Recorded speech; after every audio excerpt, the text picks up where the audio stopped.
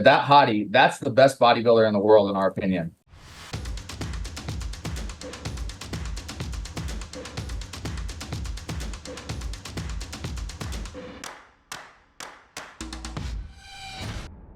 What's up guys and welcome. You are watching Fazi Fitness. So let's start this video with William Bonak, who had some really good news for all the bodybuilding fans. Now we all know he just secured his Olympia ticket by winning at the Emperor Classic Spain. But his original plan, that hasn't changed whatsoever. And Bonak is going for Portugal Pro in 3 weeks time. So there were a lot of mixed opinions regarding him getting the win over Bahros Tabani in Spain. So Bonak is ready for the second round before he rests up, have a little break, and get things going for what might very well be his last Mr. Olympia. And even though he won this show, but things aren't the same anymore as they were back in his prime. Especially when a bodybuilder who already has had a kind of a blocky build, when his waistline starts to get even more wider, it becomes so difficult to win those fun shots. But still, Bonak did one hell of a job for Spain, bringing an absolutely super package. And even though this wasn't even close to what he looked like in his prime, but that was good enough in the eyes of the judges for him to beat Bahros Tabani and Michael Krizo. Specifically Bahros Tabani, who looked absolutely insane, and he was on from every angle. And a lot of people had Bahros Tabani winning this show. Now Bahros isn't doing Portugal Pro, but the guy who was really disappointed with the results here, who was the reigning Emperor Classic Spain champion, Michael Krizo, he is ready to bring a much better package in 3 weeks time at Portugal Pro. Now let's address the question on why Michael Krizo did not live up to the expectations for Emperor Pro Spain. Well, he was struggling a lot holding his poses on the stage. His conditioning wasn't as good as we have seen in the past. Plus, he was lacking that pop to his muscles that make him so unique, that make him so freaky. So one of the reasons for that was he was kind of sick leading into the show.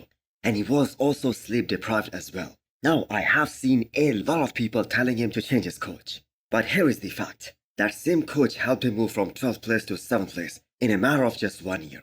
So I think it was just one bad showing for Krizo, and I'm sure he's gonna come in way better for Portugal. And if Michael Krizo looks anything close to what he looked like back at Prague 2023, he has a solid chance of beating William Bonak. Now as far as his back is concerned, and how he hasn't made any progress in that aspect in the last 2 years or so, then that is obviously a genetic thing. And that is always gonna be the case for Michael Krizo. We cannot expect his back to look as good as his front. His back is always going to be a weak pose for him.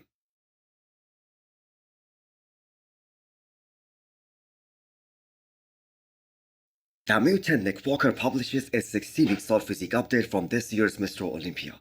It's so crazy that he looks so much better here weeks after the New York Pro, compared to what he looked like at the guest posing in Pittsburgh before the New York Pro.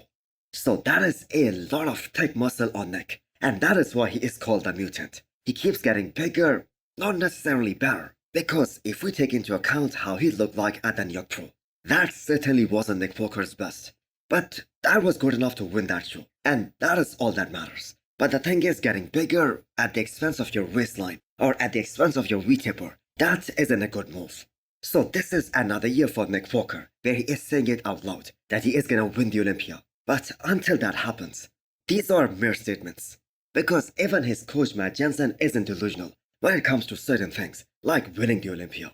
That Hadi, that's the best bodybuilder in the world, in our opinion. No disrespect to Derek, but that Hadi that was represented at the Arnold Classic right now, that is the best bodybuilder in the world.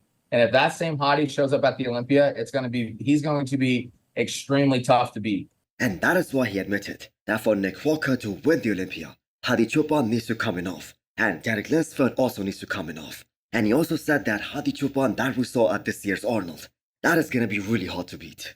So irrespective of what Nick Walker brings to the table, he cannot beat Hadi Choopan, simply because there are some structural limitations when it comes to Nick Walker. We are really trying to just break him down to make sure that the look that he brings at the Olympia is with all these things in mind. Because again, I know, like, again, it has to be a perfect storm. Hadi has to be a little bit off. Obviously, Derek is another person in and of himself. But the judges want him to bring a more streamlined waist. But at the same time, the judges want him to bring more freak factor. And they want him to bring more V-taper. And we do not even know if that's even possible for a guy like Nick. So how well can both these guys, Nick Walker and Matt Jansen, balance things for this upcoming Mr. Olympia? Well, we're gonna have to wait and see.